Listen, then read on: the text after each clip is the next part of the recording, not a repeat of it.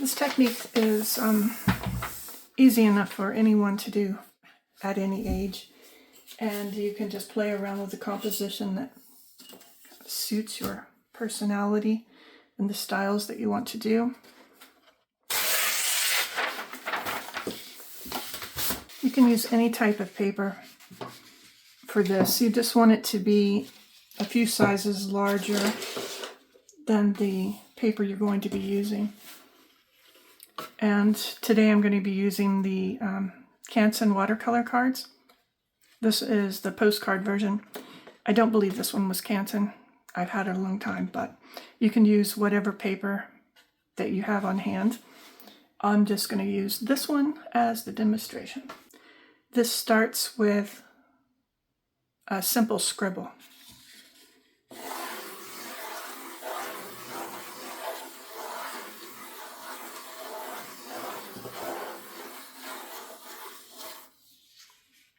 And you can make this as complex as you'd like. And you could also do grid lines. If your mind enjoys more geometric shapes, go that direction. I like curves and circles. And let me show you how to proceed with this. Cut a piece of cardboard to fit the size of your project. So if you're going to be doing an 8x10 small canvas, like for acrylic or oil, you would want to go that direction. If you're using a card, this is a 5x7, and I just cut a window out of a scrap piece of cardboard. And this will act as a viewfinder to narrow down a composition that I like. And don't be afraid of the word composition. It just is a pleasing design that feels like it's balanced in your mind, or maybe not balanced if that's what you want. Show you the cards first. These are the cards to pack. 5x7, 140-pound watercolor paper. And they come in a pack of 30. And I am just burning through a pack, experimenting with different styles, different paints, and you can use really whatever materials you want to use on the watercolor paper. It holds up pretty well. I wouldn't use it for a really wet wash unless you tape it down with some art tape that won't tear the paper.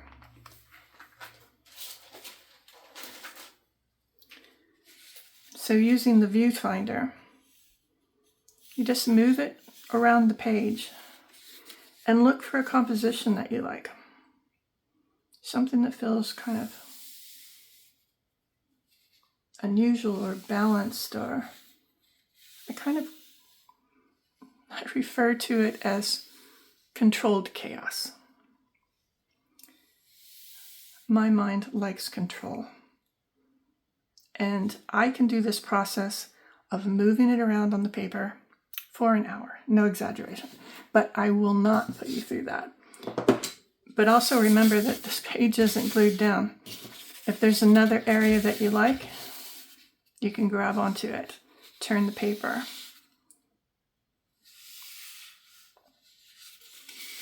Alter the angles.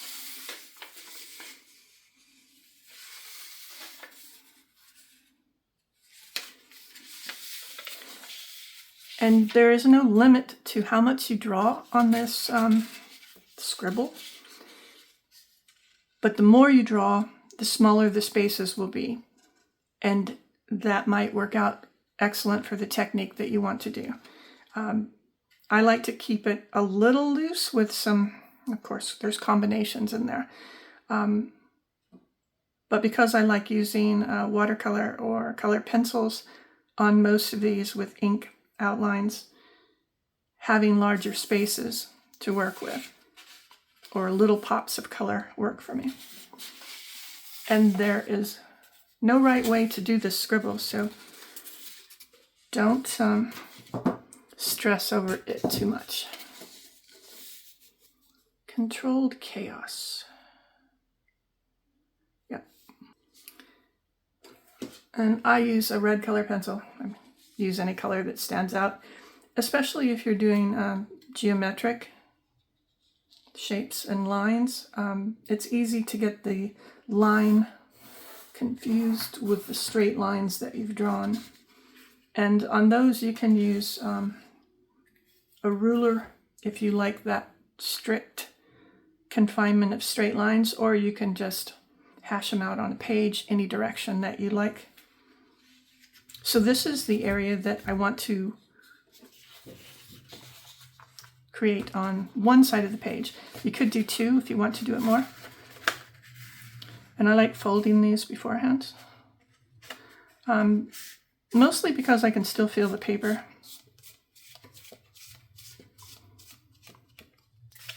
through the surface of this one.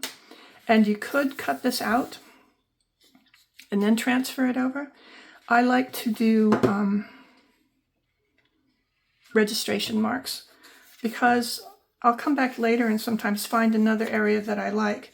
And if you want to do a pair of images to maybe do small canvases and you want them to hang side by side, or do 3 as a triptych, you can use this one design, put another one on this side, and line up another one on this side.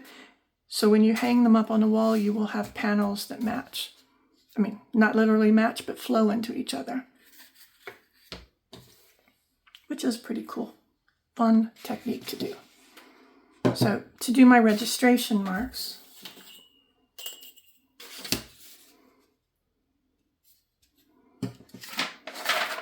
I didn't mention on the paper, you can use anything that you have.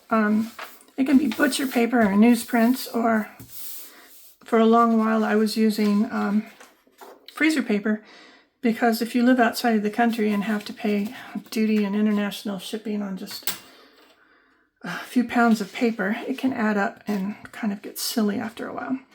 So freezer paper worked great. I happen to have a roll of just the white art paper now that I think it's actually made for kids for unlimited rolling and coloring. So through this paper you can see the red lines underneath that I've drawn. Well, maybe you can't see it. If you can't see through the paper that you've used, if it's too thick, you could just nick this with a pair of scissors. You just need a registration mark of where to set up your paper on the card.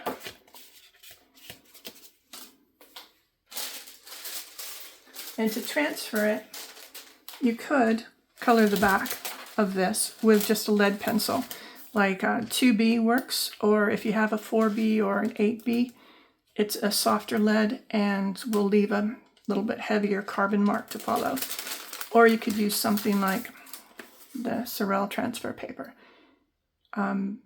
This is a wax-free, which I like because it won't leave any wax to repel the paint or ink that I put on.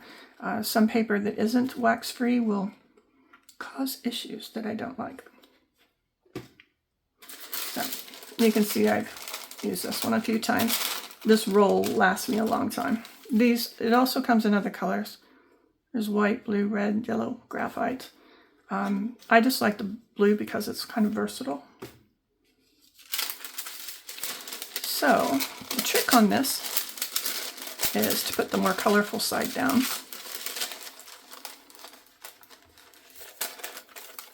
Line it up on your paper.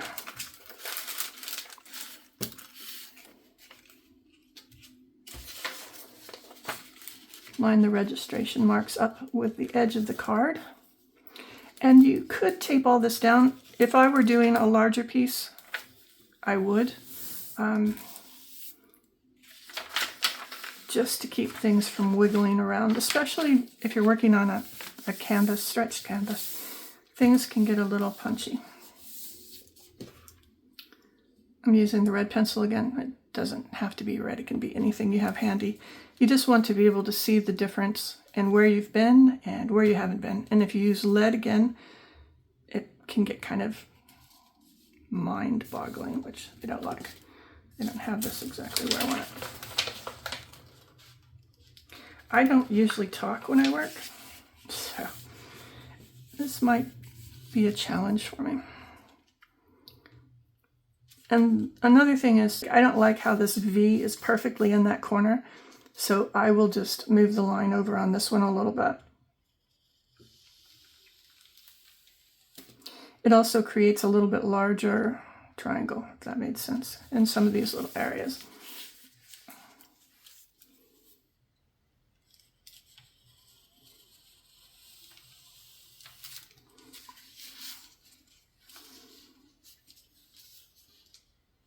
Same on this one. I like a little bit steeper angle.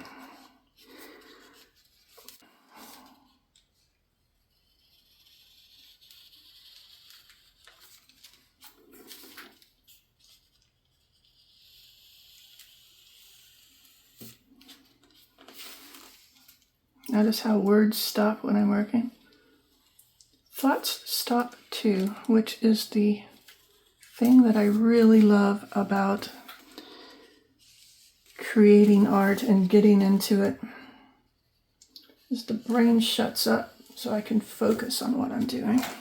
Otherwise, it is nonstop. Yak, yak, yak. This is my meditation, I guess. Or one of the forms. Yeah, we're doing that corner again.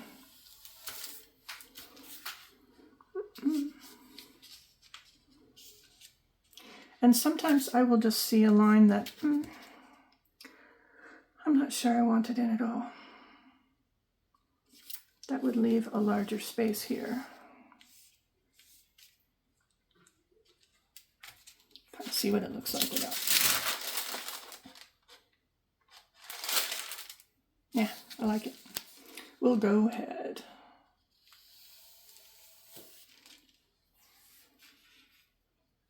Okay.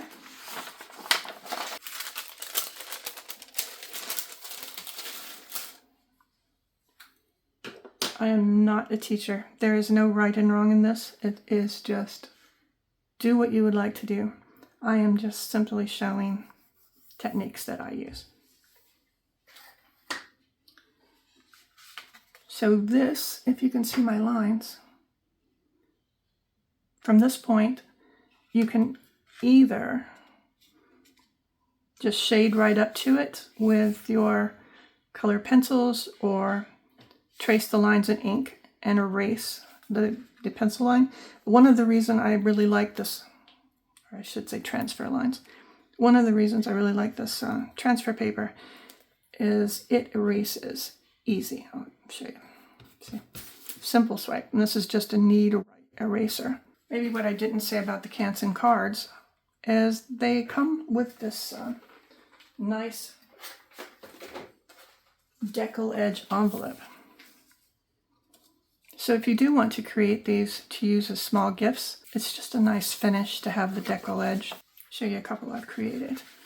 This was simply using ink and a silver metallic pen on top of the ink, and just varying the widths of the lines, deciding where I wanted to make it wider or narrower. I was thinking more like it's just a tangle of ribbons. This one is color pencils. And I went over some areas with the blender. And this one was made to send off for a birthday card this month. So you can see you can get some really diverse effects. This is Dr. P.H. Martin metallic inks with simple black marker. And metallic pen with black outline and watercolor. And I think I used Hydrus on this, which is another Dr. P.H. Martin. This one, I filled in the lines with doodles, or a mermaid under the surface of the water, and the image gets broken up into the waves. And this one was with color pencils, but I didn't include the ink lines. I just went over them with more color pencils and just shaded in the areas that I wanted to shade. I'm going to do more of this style.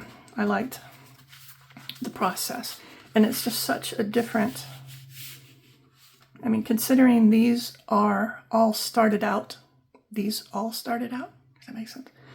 With the same technique. You can see how you can mix your own style in, and you can use any medium, really. I mean, if you have crayons, markers. I find the process relaxing. And there was a time when I needed to just get back into art. If you're familiar with Maslow's pyramid, I was at the top of it for a while and enjoying life there, and got kicked down to the bottom. Kind of got stuck there for a while to where my ability to create or desire to create was just gone. It was just survival mode. So I started making myself just get the paints out and do something. And this process helped me. If you were wondering why I cut them off in the designs, traveling around the paper, I've moved the paper, sorry, but traveling around the paper with a viewfinder can help you find a balanced area that you like and isolate it. But if you don't want to do that, or you don't want to do the larger paper, you can just do a free-form design.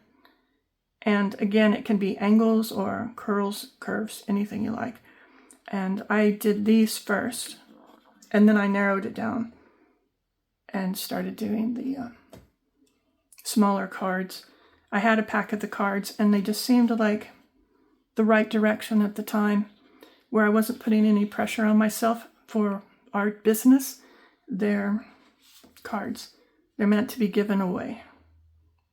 But, you know, if you really like one, you can always scan it and enlarge it and have a print made too. So this was a few of the, I just did these on, I think it's Strathmore watercolor paper. It was just a pad that I had. So this is still the same process. I'm just not isolating sections. I'm just going straight onto the paper.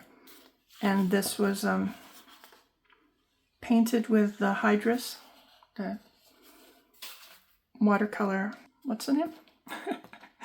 Dr. P.H. Martin watercolors.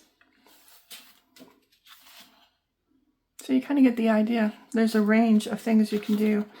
And I think some of these are fun. They just kind of reminded me of, I don't know, circuses or clowns or acrobats or something kind of upbeat. I was trying to play with color. The other reason I like doing these, other than just stress relief and practicing control again, because when you do step away from your art for a while, it does suffer the separation. And getting back into it and getting your hand in the flow of the supplies going can take some work. And it's nice to start on something small, because sometimes I will paint very large, like 5 by 7 feet or 6 by 8 feet. So this is something I could do at the desk, and I could do it in an afternoon or 2 days, or depending on how complicated I wanted to make the designs. I will do some separate videos on techniques, so if you want to follow me and watch those, I will post those soon. Thank you for watching. I hope you try it.